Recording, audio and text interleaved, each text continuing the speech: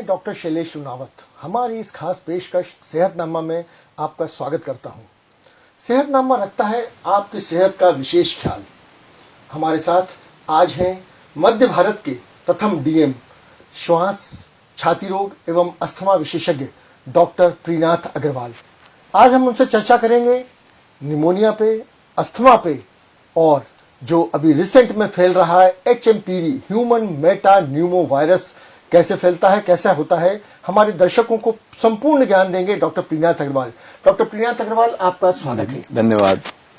तो डॉक्टर प्रीनाथ, हम अपने दर्शकों को शुरू करते हैं इस ठंड में होने वाले विशेष रोग जो छाती से संबंधित होते हैं, सर्दी, जुकाम, बुखार, निमोनिया, इन्फ्लुएंजा।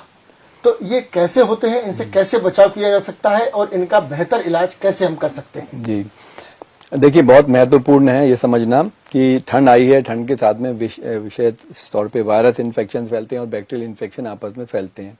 ये सारे अपर रेस्पिरेटरी ट्रैक्ट और बाद में लोअर रेस्पिरेटरी ट्रैक्ट में होने वाले इन्फेक्शन है, श्वास रोग के इन्फेक्शन है। तो इसमें और हम देख रहे हैं प्रतिदिन बहुत से व्यक्ति इसमें पीड़ित हो रहे हैं। तो इसमें सबसे महत्वपूर्ण बात यह समझनी पड़ेगी, ये श्वास के जरिए हमारे शरीर में जाते हैं। कीटाणु वायरस हैं जो अधिकतर रहते हैं, हम जब सांस लेते हैं तो हमारे लंग्स में जाते हैं, वहां पे इन्फेक्शन करते हैं। एक तो इन्फेक्शन वाली बात हुई। अस्थमा का जो है वो ठंडी हवा के संपर्क से होता है, धूल, धुआं, प्रदूषण उसको अग्रवेट करता है। और निमोनिया जो होता है वो गंभीर फॉर्म ऑफ रेस्पिरेटरी इन्फेक्शन है। जब बहुत ज्यादा इन्फेक्शन होता है और अंदर लोअर रेस्पिरेटरी ट्रैक्ट में जाता है, नीचे के हिस्सों में लंग्स में जाता है, तो फिर वो निमोनिया में बदल जाता है। जैसा आपने बताया, ये दो तरीके से होता है, URI अर्थात अपर ऊपर का श्वसन तंत्र और LRI lower respiratory tract infection जो कि नीचे के श्वसन तंत्र में इन्फेक्शन होता है। नीचे का श्वसन तंत्र अर्थात लंग या फेफड़ों का संक्रमण। तो हम पहले बात करेंगे जो नॉर्मल सर्दी जुकाम होता है वो URI कहलाता है। वो उससे कैसे बचा जा सकता है और उसका क्या इलाज हम कर सकते हैं, और विशेष तौर पे छोटे बच्चों और वरिष्ठ जनों को इनसे कैसे बचाया जा सकता है? जी हाँ, जो अपर रेस्पिरेटरी इन्फेक्शन है, सबसे महत्वपूर्ण उसका जो वजह है वो किसी दूसरे व्यक्ति से संक्रमण हमारे शरीर में आता है। हम यदि किसी के सामने बैठ रहे हैं, यदि उसको इन्फेक्शन है, जोर से छींकते हैं, खांसते हैं, तो हवा में, वातावरण में वो छोटे छोटे पार्टिकल्स आ जाते हैं। वायरस के पार्टिकल, ड्रॉपलेट पार्टिकल जिन्हें बोलते हैं, वो हवा में रहते हैं। हम उसको अपने श्वास नली में लेके जाते हैं जब सांस, तो वहां से हमारे शरीर में जाता है, वहां जाके इन्फेक्शन धीरे धीरे करके बैठ जाता है। और यदि बार बार ऐसा होता है तो गंभीरता बढ़ जाती है। उसके अलावा यदि आपके शरीर की इम्यूनिटी कम है, क्षमता कम है रोग से लड़ने की, तो आपको जल्दी होता है। कुछ व्यक्ति ऐसे होते हैं, उसमें कुछ कंडीशन, जैसे बहुत छोटे बच्चे, वो ज्यादा वल्नरेबल होते हैं, या किसी को अस्थमा है, क्रॉनिक COPD है, स्मोकिंग से होता है, तो उनको ज्यादा सीवियर इन्फेक्शन होते हैं। या उसके अलावा इम्यूनिटी कम होती है कुछ बीमारियों में, जैसे कैंसर में ऐसा हो सकता है, HIV के इन्फेक्शन में ऐसा हो सकता है। उसके अलावा भी एक बहुत बड़ा ग्रुप है जिसमें दवाइयां दी जाती हैं, इम्यूनोसप्रेसिव दवाइयां दी जाती हैं। फॉर एग्जांपल जॉइंट्स की बीमारी के लिए इम्यूनोसप्रेसिव दवाइयां दी जाती हैं। तो उस दवाई के असर से भी हमारे शरीर की रोग से लड़ने की क्षमता कम होती है, तो उनमें प्रॉब्लम होता है। उसके अलावा कैंसर का जो ट्रीटमेंट है वो भी इसके लिए जिम्मेदार हो सकता है। तो आवश्यक है कि ये आप सबसे बेसिक हम प्रोटेक्शन पे बात करेंगे, तभी हम इस चीज को नियंत्रित कर पाएंगे। जी, संपर्क में आने से ये चीज बढ़ती है, तो अगर कोई इन्फेक्टेड व्यक्ति है तो उसको मास्क लेके ही घूमना चाहिए। ये मेरे ख्याल से बचाव का एक अच्छा तरीका हो सकता है। अब हम इसके बात करें, URI से जाता है, निमोनिया में कन्वर्ट होता है, वो कैसे होता है और निमोनिया में क्या फाइंडिंग मिलती है? और एक विशेष वर्ग जो कि भारत में बहुत तेजी से बढ़ रहा है, मधुमेह या डायबिटीज, उन पेशेंटों में सिम्टम्स कम होते हैं लेकिन एग्रीवेशन या बीमारी बहुत ज्यादा बढ़ जाती है। तो उसमें कैसे पहचान सकते हैं और कैसे रोकथाम कर सकते हैं? दो अपर रेस्पिरेटरी इन्फेक्शन जैसे होता है तो उस समय सर्दी, जुकाम, छींके आना, सिर में दर्द होना, बुखार आना और रैशेज, ये कुछ मुख्य लक्षण इसके ऐसे होते हैं। और यदि ये 2 दिन 3 दिन नहीं ठीक होता है और आपको लगता है कि गंभीरता बढ़ रही है, बच्चों के अंदर बुखार तेज हो रहा है, तो अपने चिकित्सक से तत्काल सलाह लें, उनको दिखाएं। और यदि ऐसा नहीं किया और इन्फेक्शन बढ़ता है, तो यही जो अपर रेस्पिरेटरी ट्रैक्ट और लोअर रेस्पिरेटरी ट्रैक्ट एक ही सिस्टम के 2 भाग हैं। नाक से नेजल नॉस्ट्रिल होते हैं, वहां से थ्रोट होता है, थ्रोट के बाद में हमारी श्वास की नलिका जिसे हम ट्रेकिया बोलते हैं वो जुड़ी होती है, और ट्रेकिया दोनों लंग्स में जाके ब्रोंकस में डिवाइड होती है और दोनों लंग्स में पूरी तरह से एक तरह से जाल बन जाता है जहां से हवा अलग अलग भागों में जाती है। तो ये जो इन्फेक्शन जब बहुत आसानी से थ्रोट से और ट्रेकिया में ट्रिकल कर जाता है, तो हम समझे इसके पहले आप देखते हैं सर्दी जुकाम खांसी के बाद देखते देखते सांस में कन्वर्ट हो जाता है, सांस फूलने लगती है। उस समय व्यक्ति या बच्चा उसको जल्दी थकान होने लगती है, कई बार उनके आंख नीले होने लगते हैं, हाथ या नाखून या लिप्स, मतलब जब ऑक्सीजन की कमी होती है जरा भी काम नहीं कर पाते हैं, भूख चली जाती है, खांसी के दौरे आते हैं और होते होते ड्राउजीनेस आ जाती है। तो इसका मतलब है कि यहाँ गंभीरता हो चुकी है और इसलिए आप तत्काल जिसमें चेकअप करना जरूरी है। और कई बार हमारे पास आजकल पल्स ऑक्सीमीटर घरों में भी रहता है, क्योंकि कोविड के बाद से हमने देखा कि लंग्स के निमोनिया होने से ऑक्सीजन ड्रॉप होती थी, तो आप वो भी चेक करके देख सकते हैं। तो अर्थात मैसेज ये है कि इसको जितनी जल्दी आप इस पे सस्पिशन रखेंगे उतने जल्दी आप इसको आइडेंटिफाई कर पाएंगे। क्योंकि आप देख रहे हैं पिछले कुछ दिनों से ये ह्यूमन मेटान्यूमो वायरस का धूम मची हुई है और बहुत ज़्यादा पैनिक फैला हुआ है देश में, दुनिया में, और इस बात में कुछ हद तक सच्चाई भी है, तो केयरफुल तो रहना ही पड़ेगा। ठीक, अच्छा, आपने पूछा था निमोनिया और उसका रोकथाम, इलाज। जी।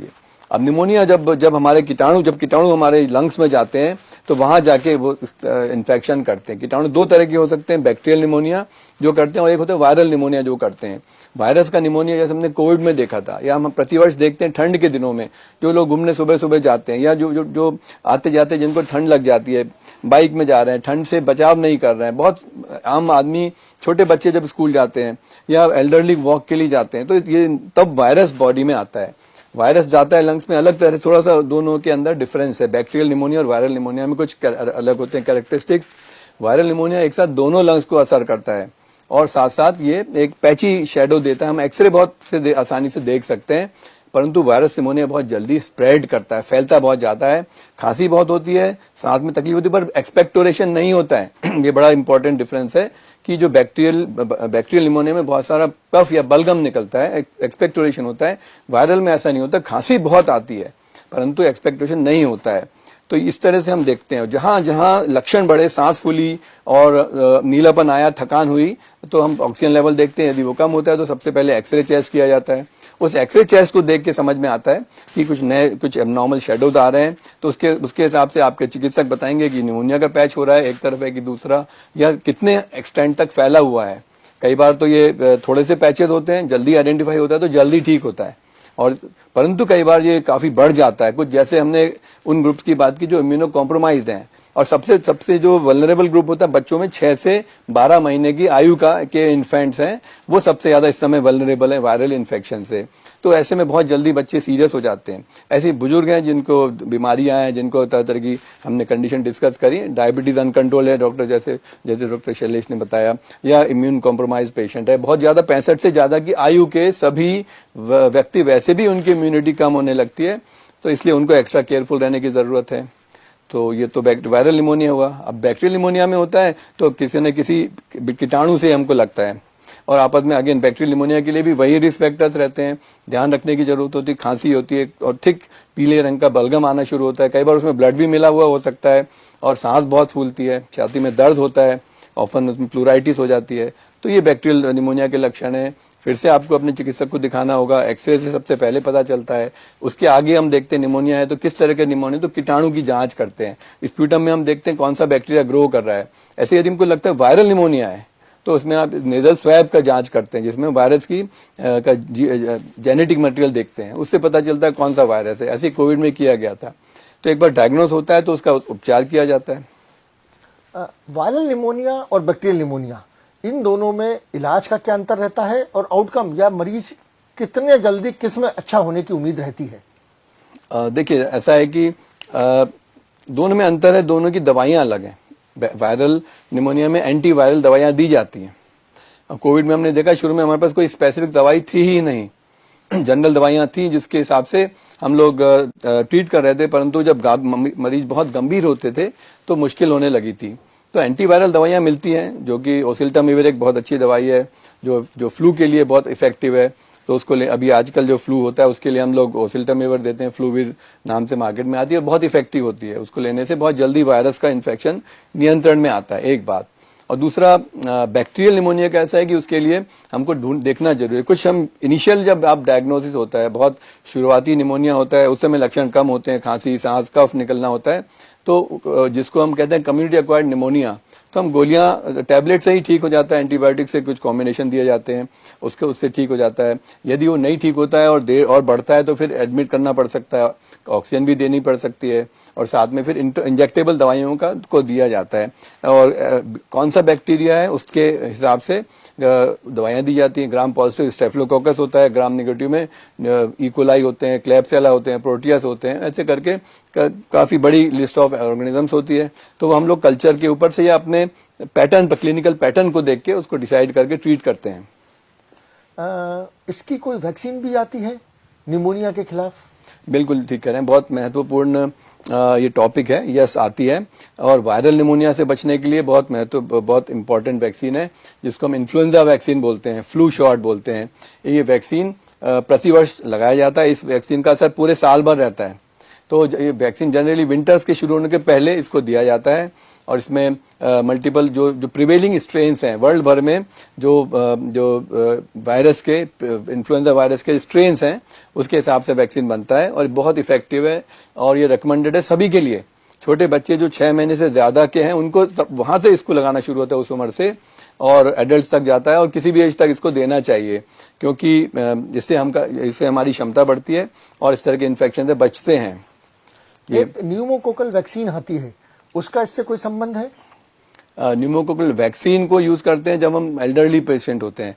जनरली न्यूमोकोकल वैक्सीन इस तरह के केसेस में नहीं इफेक्टिव होते हैं, वो बैक्टीरियल जो निमोनिया। परंतु हाँ, न्यूमोकोकल देते हैं जब एल्डरली व्यक्ति होता है, 65 के बाद की आयु होती है, या इम्यूनो कॉम्प्रोमाइज होते हैं, या किसी की स्प्लीनेक्टमी होती है, या इम्यून कॉम्प्रोमाइज स्टेटस में उनको दिया जाता है। इन्फ्लुएंजा वैक्सीन किसी भी एज ग्रुप के लोगों को दी जा सकती है? हाँ जी, बिल्कुल ठीक कह रहे हैं, 6 महीने के बाद दिया जाता है।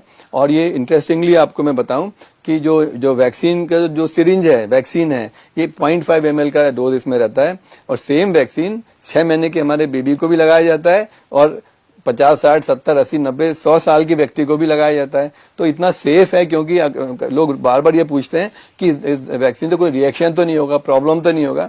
तो उनको बताना होता है कि ये देखिए, ये सेम वैक्सीन 6 मंथ के बेबी को लग रहा है, उसे भी कोई दिक्कत नहीं होती, तो आप इसको सेफली लगा सकते हैं। तो बहुत सेफ और इफेक्टिव वैक्सीन है। और एक बात और बताऊं, अच्छा वो भली चाहे तो अपन बाद में डिस्कस कर लेंगे।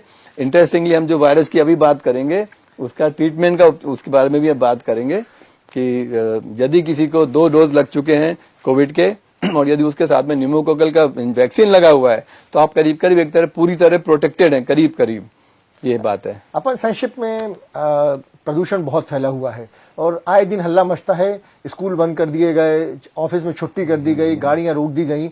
ये अस्थमा का एक महत्वपूर्ण कारण है, तो इससे कैसे बचा जा सकता है, और अस्थमा का इलाज हम किस तरीके से घर पे या हॉस्पिटल पहुंच के करवा सकते हैं? बिल्कुल, अस्थमा मतलब जिस व्यक्ति की श्वास नलियां अति संवेदनशील हैं, हाइपर रिएक्टिव एयरवेज हैं, और बहुत सारे ट्रिगर्स हैं, उसमें प्रदूषण एक बहुत बड़ा फैक्टर है, ठंडी हवा दूसरा बड़ा फैक्टर है। प्रदूषण के लिए आप देखिए सबसे बड़ा कारण तो व्हीकल एग्जॉस्ट है। आजकल हर सड़क पे हजारों गाड़ियां हैं, बहुत ज्यादा प्रदूषण हो रहा है, एक बहुत बड़ा फैक्टर। दूसरा, जो कुछ कचरा जलाया जाता है, पराली जलाते हैं खेतों से, वो धुआं निकल के आता है, जैसे दिल्ली में बहुत बड़ी समस्या हो रखी है। या उसके अलावा कुकिंग, अंदर घर के अंदर कई बार चूल्हे में खाना बनाना पसंद करते हैं, वो धुआं नुकसान करता है। उसके अलावा कभी खेतों में कभी आग, जंगलों की आग है, वो बहुत ज्यादा प्रदूषण करती है। तो ये कुछ बड़े कारण है। उसके अलावा चिमनी का धुआं निकलता है। तो ये कुछ इंपॉर्टेंट कारण है जिसके कारण से बहुत ज्यादा प्रदूषण होता है। अभी हम लोग पिछले दिनों में, हमने कल की खबर में देखा कि दिल्ली विश्व का सबसे प्रदूषित शहर हो गया। कुछ समय पहले भोपाल नंबर 3 पे था। तो बहुत ज्यादा प्रदूषण है। इस प्रदूषण से बचने के लिए आवश्यक है कि उस समय को अवॉइड करें जब प्रदूषण ज्यादा हो। एक बात, अपने को मास्क लगाना हमको बहुत आवश्यक है। दूसरी बात, आप 2 व्हीलर चला रहे हैं तो हेलमेट पहनिए, वाइजर पहनिए, और साथ में मास्क लगाइए। रोज कई पेशेंट आते हैं जो यंगस्टर्स हैं, जो जिनको सांस हो रही है, अस्थमा होती है, पहली बार लाइफ में हुआ, बोलते हैं मुझे तो कुछ हुआ ही नहीं था। कारण क्या है कि उनको 10 से 12 किलोमीटर ऑफिस जाना पड़ता है प्रतिदिन, सुबह और शाम का समय जब हैवी ट्रैफिक होता है, और वो बार बार वो लोग धुएं और इस प्रदूषित वायु के संपर्क में आते हैं। इसलिए उनको इस उम्र में अस्थमा हो गया, जिसकी कोई पहले कभी देखा सुना नहीं था। तो आवश्यक है कि आप सभी स्मार्ट बनना आवश्यक है। One has to be very careful. अपने आप को बचाइए, अपनी एक अच्छी हेल्दी लाइफ स्टाइल रखिए, मास्क पहनिए, बचें। दूसरी बात, खुद भी हमको समझना पड़ेगा कि कैसे इसको इस प्रॉब्लम से छुटकारा पाएं। हम सब अपनी अपनी गाड़ियों का ध्यान रखें, उनकी रेगुलर चेकअप कराते रहें, जिससे वो प्रदूषण ना क्रिएट करें। और कई बार अपन मिल के अगर जाएं, 4 दोस्त इकट्ठे एक गाड़ी में जाएंगे तो आप देखेंगे कि 3 गाड़ियों का यूज नहीं होगा, पेट्रोल भी बचेगा और प्रदूषण भी कम होगा। तो इस तरह कई तरीके से इसको डील किया जा सकता है। और एक बहुत बड़ी मिथ रहती है इसके इलाज में कि हम जो बोलते हैं पफ या जिसे पंप और दवाइयाँ, लोग अवॉइड करते हैं कि अस्थमा में हमें पफ पंप लेंगे तो हमारी एक आदत बन जाएगी दवाइयाँ लेने की या पफ लेने की हमेशा। डॉक्टर साहब, आपका बहुत लंबा एक्सपीरियंस है इस चीज में, आपका क्या कमेंट रहेगा? जी, मैं तो ये कहना चाहूंगा कि जब से मैंने इस विषय में अपनी पढ़ाई करी है, डीएम किया है, यही सुना है कि लोग कहते हैं दमादम के साथ जाता है। और मैंने खुद हजारों पेशेंट ऐसे हैं जो 8 और 10 और 15 साल से मुझे भूल गए। जब कभी आते हैं तो पूछते हैं भाई क्या कैसे थे, अरे सर हम तो कुछ हुआ ही नहीं, 15 साल से तो आपने क्या दवाइयां दी, बढ़िया हो गए। तो दवाइयां तो मैंने दी थोड़ी सी, उनको बताया कि आपको क्या करना चाहिए, आपको धूल से बचना है, प्रदूषण से बचना है, हेल्दी लाइफ स्टाइल अपनाइए, आप ठंड से बचिए, अपने वैक्सीन लगाइए, ऐसे करके वो खुद अपना ध्यान रखते हैं। तो उनको दूसरी बात, अब दवाइयां जो इनहेल फॉर्म में ली जाती हैं, क्यों, उसमें क्या समस्या है? प्रॉब्लम पहले एक और भी था डॉक्टर शैलेश, कि इनहेलर तो लोग ले लेते थे परंतु उसकी टेक्निक नहीं आती थी, किसी ने सिखाने की जहमत नहीं उठाई। जो ये मेरी जिम्मेदारी होती है, मेरे टीम की जिम्मेदारी होती है कि यदि मैं आपको कोई इनहेलर दूं कि आप कैसे उसको यूज करेंगे, तो वो मैं जब तक सिखाऊंगा नहीं, आप देखेंगे कि उसमें फॉल्टी टेक्निक हम देखते हैं। और मेजोरिटी के जो लोग आते हैं जिनका अस्थमा ठीक ही नहीं होता है, मेरे पास आते हैं, हम तो ये भी इनहेलर ले रहे हैं, वो भी इनहेलर ले रहे हैं, कई महंगी दवाइयां होती हैं उसमें, फिर भी फायदा नहीं है, तो मैं मुस्कुरा देता हूँ।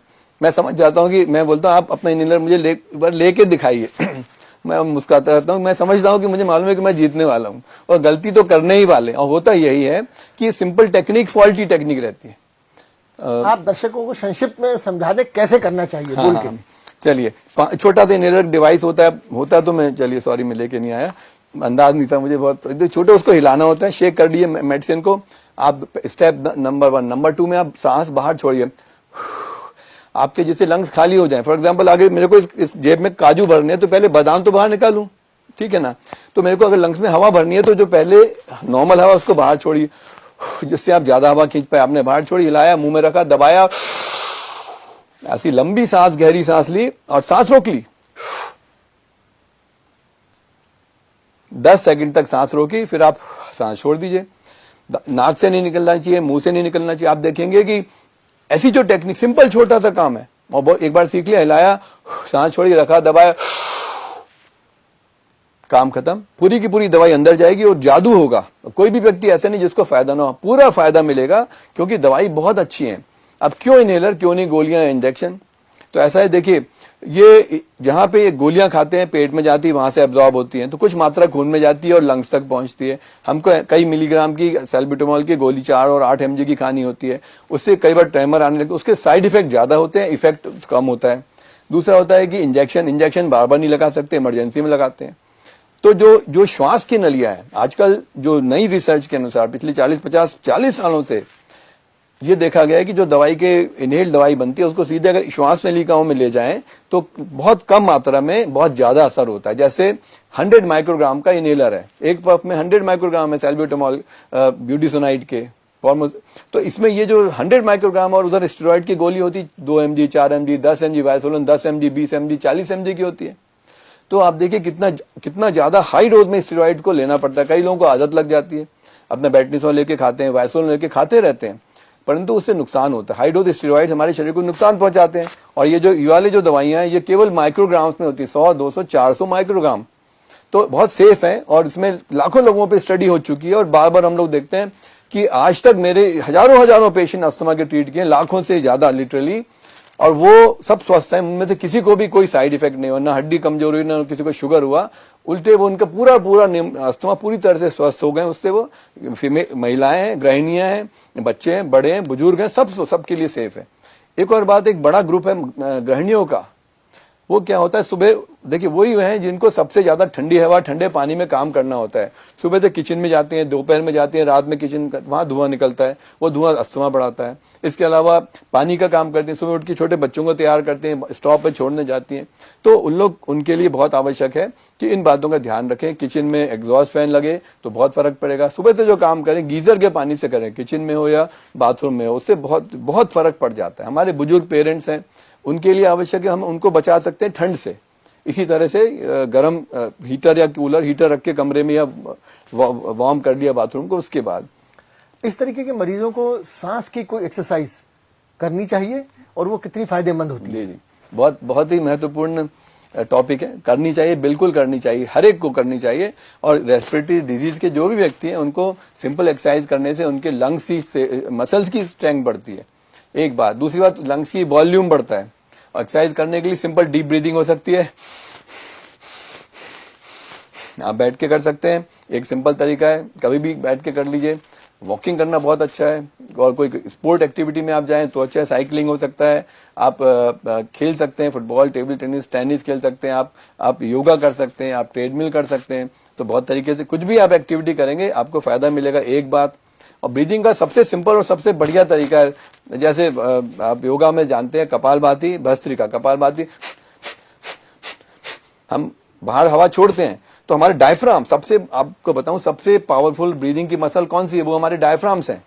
उनका पूरे डायफ्राम के फोर्स से हम जोर से सांस खींचेंगे तो डायफ्राम उसको सक कर रहा है हवा को अंदर। डायफ्राम अर्थात छाती और पेट के बीच की झिल्ली जो होती है, बिल्कुल इतनी पावरफुल, इतनी स्ट्रांग झिल्ली होती है। तो उसको मजबूत करिए, और सब बैठे बैठे कर सकते हैं, आपको कहीं बाहर नहीं जाना। आपको ऑफिस में बैठे हैं, स्कूल में बैठे हैं, क्लास में, घर में बुजुर्ग हैं, अपने बैठे बैठे आप करें, ऐसे करिए। तो इस तरह आप बहुत अपने आप को, आप देखेंगे लॉन्ग टर्म में आपकी इससे जिंदगी के दिन बढ़ेंगे, साल बढ़ेंगे, और कई कई साल आप स्वस्थ रहेंगे। जहां आपने ऑक्सीजन खींची अंदर, हमारी बॉडी में बिल्कुल फ्रेशनेस आ जाती है, सारी नींद भाग जाती है, सारी सुस्ती भाग जाती है, और जितना खून में ऑक्सीजन मिलेगी हमारी, उतनी तो हमारी लाइफ एक्सपेक्टेंसी बढ़ेगी। अब हम चलते हैं जिससे कि सारा विश्व हिला हुआ है, एक तरीके से एक पैनिक ही हो रही है, HMPV, ऐसा वायरस जो लोग कह रहे हैं कि पहले भी था, अभी भी है, लेकिन एकदम से बीमारी के रूप में फैल गया है। तो डॉक्टर साहब, ये वायरस एकदम कहां से आया, कितना कठिन है, कितना जटिल है, और इससे कॉम्प्लिकेशन क्या क्या होंगे, सिम्टम्स क्या है, इलाज हम सबसे आखिरी में चर्चा करेंगे। बिल्कुल ठीक है। तो इस वायरस का नाम जैसे आपने बताया ह्यूमन मेटान्यूमो वायरस, और आसानी से एमपी मध्य प्रदेश के लिए MP याद करिए, और V से वायरस हो गया ह्यूमन। अब ये वायरस है, ये वायरिडी फैमिली का वायरस है, इट्स RNA वायरस है अपनी, और ये इन्फ्लुएंजा का वायरस और कोविड का वायरस इसी प्रजाति के वायरस हैं, तो उसी फैमिली का वायरस है। फॉर्चुनेटली ये ऐसा बात नहीं है कि पहली बार देखा, अभी 5-7 दिन से चाइना में कुछ खबरें आई, वहाँ बहुत सारे लोग बीमार पड़े और काफी अचानक पैनिक सा फैल गया। मीडिया ने भी इस चीज को बताया कि भाई बहुत बड़े लेवल पे लोग बीमार हो रहे हैं। तो देखा जाए तो ये एक्चुअल उतने घबराने की बात नहीं है, आवश्यकता है समझदारी की। ये वायरस आज नहीं, सन 2000 में हॉलैंड में, नीदरलैंड में पहली बार आइडेंटिफाई हुआ, और हर देश में ये वायरस फैला हुआ है। ये वायरस रेस्पिरेटरी ट्रैक्ट इन्फेक्शन करता है। ये इन्फेक्शन जैसे देखा छोटे बच्चों में सबसे पहले होता है, सबसे ज्यादा होता है, और छोटे बच्चों में जो इन्फेक्शन होते हैं उसमें 10 से 12% जो रेस्पिरेटरी इन्फेक्शन वो इस वायरस के द्वारा होते हैं, परंतु उनमें से केवल 3 से 15% को ही निमोनिया होता है। तो उनमें से कुछ ही बच्चों को निमोनिया होता है, और वो भी जल्दी ठीक हो जाता है यदि उसको आइडेंटिफाई जल्दी किया जाए, एक बात। दूसरी बात, एक बार संक्रमण हो गया तो उससे बॉडी के अंदर इम्यूनिटी बनती है, तो सब्सिक्वेंटली उस तरह का इन्फेक्शन तीव्र नहीं होता। बॉडी के अंदर इम्यूनिटी बनने से फिर इन्फेक्शन की तीव्रता कम हो जाती है। छोटे बच्चों में ज्यादा होता है, 1 साल से 6 महीने से 1 साल के बच्चों में, इन्फेंट में सबसे ज्यादा गंभीरता हो सकती है, परंतु 4 साल के बाद, 5 साल के बाद जनरली इसको बहुत देखा नहीं गया है। और अभी भी हमारे देश में कई स्टेट्स में 2-2, 3-3 केसेस आइडेंटिफाई हुए हैं, परंतु ये हमेशा से होते आ रहे थे। इस एक बात। दूसरी बात, ये वायरस चूंकि वो उसी फैमिली का है जिस तरह से कोविड होता है, तो इसमें भी तरीका ड्रॉपलेट से फैलता है। कोई बच्चा छींक रहा है, खांस रहा है खांसने से ड्रॉपलेट के पार्टिकल, हवा में बहुत सारे पार्टिकल आ जाते हैं। जैसे कोविड आप सबको याद होगा, कोविड के समय में यही बात बार बार हुई। तो इसका मतलब है कि एक बैरियर बनाना जरूरी है। आपको खांसना छींकना है तो आप कपड़ा लगाइए मुंह पे ऐसे कर सकते हैं, कपड़ा लेके कर सकते हैं, साइड में होके खांसी करिए, खुले में नहीं खांसेंगे, एक बात। दूसरी बात, यदि कोई व्यक्ति खांस रहा है तो आप मास्क पहने, भीड़ भाड़ में जाइए तो मास्क पहनिए, आप गर्म पानी लीजिए, ठंड से अपना बचाव करिए, आप बुखार की दवाइयां लीजिए, खांसी की दवाइयां लीजिए, ये बात होता है। तो इसके जो लक्षण, खांसी जो होता है ड्रॉपलेट से फैलता है और इन्फेक्शन छोटे बच्चों में ज्यादा होता है, इसलिए उस समय बहुत ज्यादा जरूरी है बच्चों को उनके माता पिता प्रोटेक्ट करके रखें। बच्चों में कब फैलता है? जब 4-6 बच्चे शाम को खेल रहे होते हैं या स्कूल जाते हैं, स्कूल में 25 बच्चे हैं और छोटे छोटे, उन्हें दूरी बनाने का कोई अंदाज नहीं है, तो आपस में इन्फेक्शन बहुत जल्दी फैलता है। अच्छी बात यह है कि एक बार होता है तो इम्यूनिटी बन जाती है, सब्सिक्वेंटली उतना गंभीर नहीं होता है। ये तो हो गया एक बात। दूसरा लक्षण जी, इसके लक्षण होते हैं बुखार आना, खांसी आना, सर्दी जुकाम होना, सिर भारी होना, थकान होना, कई बार स्किन में रैश हो जाते हैं, कई बार आपको वीजिंग सुनाई देती है। जिस किसी को थोड़ा गंभीर संक्रमण है, सांस में वीजिंग साउंड आती है, मतलब ब्रोंकोस्पैज्म हो रहा है, लक्षण होने लगते हैं, बच्चा सुस्त हो जाता है, वो खाना कम हो जाता है, तो यहाँ चिंता की बात है। इमीडिएटली अपने पीडियाट्रिशियन को दिखाइए, अपने चिकित्सक को दिखाइए और चेकअप करवाइए। हम लोग देखते हैं यदि पेशेंट को इन्फेक्शन दिख रहा है, चेकअप में दिखता है तो हम एक्सरे भी कर लेते हैं, ऑक्सीजन के लेवल देख लेते हैं, और ऐसे में यदि बच्चे को संक्रमण है तो यदि ओपीडी के लायक हो, घर भेजने लायक होगा तो घर, नहीं तो हम भर्ती करना पड़ता है। बेबी को फ्लूइड देना जरूरत है, बेबी को ऑक्सीजन की जरूरत पड़ेगी, वो दिया जाएगा, कुछ और दवाइयां भी दिए जाएंगे जिससे कि वो धीरे धीरे करके संक्रमण नियंत्रित में आ जाए। क्योंकि छोटा बच्चा है, यदि 1 दिन 2 दिन भी ठीक से वो फीड नहीं लेगा तो बहुत जल्दी डाउन हो जाता है। तो इसलिए ये बहुत आवश्यक है कि ऐसे बच्चों, ऐसे कोई भी व्यक्ति बीमार होता है, छोटे बच्चे स्पेशली, तो सबसे पहले उनकी फीडिंग कम हो जाती है, तो वहां पे प्रॉब्लम बढ़ता है। तो इसलिए ऐसे में, चूंकि अभी इस समय माहौल चल रहा है, आप सबसे एक गुजारिश है, आप सबके लिए एक मैसेज है कि आप अपने चिकित्सक के संपर्क में रहिए। आप किसी भी बच्चों को जनरली भीड़ में मत जाने दीजिए, घर में रखिए, ठंड का मौसम है तो प्रोटेक्ट करके रखेंगे तो अच्छा रहेगा। एक बात जी, इसकी जांच के लिए जी।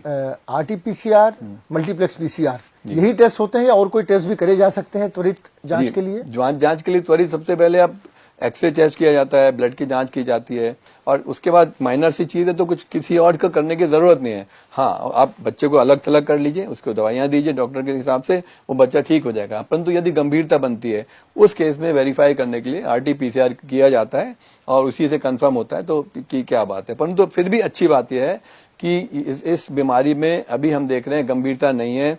जितने भी हिंदुस्तान में बच्चे थे वो सब अच्छे होते चले जा रहे हैं 4 दिन 5 दिन में, न्यूज में आप भी देखते होंगे। तो इसमें अभी पैनिक करने की कतई आवश्यकता नहीं है। आवश्यकता है अलर्ट होने की, आवश्यकता है समझदारी से काम लेने की और बचाव करने की। भीड़ भाड़ में न जाएं, बेसिक बातें वही फिर से रहेंगी। आप अपना गर्म चीजें लीजिए, ठंड अपने गर्म कपड़े पहनिए, ठंड घर में रहिए, मास्क पहनिए, और कहीं भीड़ भाड़ में रहें तो आप केयरफुली अवॉइड करिए। और इन्हीं से हम देखते हैं कि हम इस प्रॉब्लम, इसमें भी वही ग्रुप इन्वॉल्व होता है क्या जिसकी शोधक क्षमता कम होती है, जिससे कि इम्यूनिटी कम होती है, वो और डायबिटीज वाले मरीजों में भी हो सकता है क्या एडल्ट में? हाँ जी, बिल्कुल बिल्कुल सटीक बात कही आपने डॉक्टर शैलेश, बिल्कुल होता है। इसमें भी वही ग्रुप वल्नरेबल ग्रुप है जो पहले था, बहुत छोटे बच्चे, बुजुर्ग, उसके अलावा यदि किसी की बच्चे में भी इम्यूनिटी कम है या कोई मेल नरिश बच्चा है, यदि उसको बार बार इन्फेक्शन होता है, बार बार उसको सांस की प्रॉब्लम होती है, तो वो तो सबसे ज्यादा वल्नरेबल बच्चों में है। तो इसलिए एक वो उसका ध्यान रखने की जरूरत है। उसके अलावा एल्डरली में वही सिमिलरली अनकंट्रोल डायबिटीज, 65 की एज, इम्यूनो कॉम्प्रोमाइज व्यक्ति, सांस के व्यक्ति, इसमें प्रॉब्लम है अस्थमेटिक और COPD पेशेंट, इनको इस रिस्क ज्यादा रहती है क्योंकि उनके अंदर वायरस जाता है, तो उनको अस्थमा के बच्चे या बड़े को वीजिंग शुरू हो जाती है, खांसी और सांस की अटैक आने लगते हैं, तो ऑक्सीजन की मात्रा गिरती है। तो एक वो बड़ा ग्रुप है। और COPD वो जो पहले से, जो लंबे समय से स्मोकिंग करके उनके श्वास नलियां रुक गई हैं, रुकावट हो गई है, तो वैसे ही वीक है, वो उम्र भी काफी है, तो उनका बड़ा सेंसिटिव ग्रुप है, तो इनमें ध्यान रखने की जरूरत है। उसके अलावा हमारे बुजुर्ग पेरेंट्स हैं, कुछ कैंसर के पेशेंट्स हैं, कुछ ऑर्गन ट्रांसप्लांट के पेशेंट हैं, वो बहुत सेंसिटिव है, उनका एक्स्ट्रा ख्याल रखना पड़ेगा। एक बात और बताऊं मैं कि वो व्यक्ति जिनको वैक्सीनेशन हुआ है उनको पहले से प्रोटेक्शन मिलेगा। जिनको कोविड के वैक्सीन लगे और दूसरा इन्फ्लुएंजा का वैक्सीन लगे हैं तो उनको बेनिफिट मिल रहा है, उनको इन्फेक्शन होगा नहीं, बहुत कम रहेगा। संक्षिप्त में इसका इलाज, आपने कहा देखभाल, बचाव सबसे अच्छी चीज है, डरना नहीं चाहिए। इलाज क्या हो सकता है? इलाज में कुछ तो सिम्टोमेटिक दवाइयां रहेंगी, जिसमें सिम्टोमेटिक में बुखार की, खांसी की, सांस की दवाइयां रहती हैं। अस्थमा वाले अस्थमा की दवाई लेंगे। हम स्पेसिफिक बात करें तो अभी कोई स्पेसिफिक दवाई नहीं है इस वायरस के लिए हमारे पास, और कोई स्पेसिफिक वैक्सीन नहीं है। तो आवश्यकता है कि प्रोटेक्शन करें, और जो अवेलेबल दवाइयां हैं, स्टेरॉइड वगैरह दिया जा सकता है, एंटीवायरल लेना चाहिए, स्टेरॉइड लेना चाहिए, और सिम्टोमेटिक इलाज करके इससे हम बच सकते हैं। धन्यवाद डॉक्टर प्रीनाथ अग्रवाल, बहुत ही सटीक और संक्षिप्त जानकारी आपने बहुत इंपॉर्टेंट इश्यूज पे दी। निमोनिया, अस्थमा और खास तौर पे ह्यूमन मेटा न्यूमो वायरस, जिसके कारण से आज सब लोग परेशान हैं। इससे डरिए मत, बचाव करिए। हर अंक में सेहतनामा लेके आता है आपके लिए एक नई विशेष चीज। देखते रहिए DNN।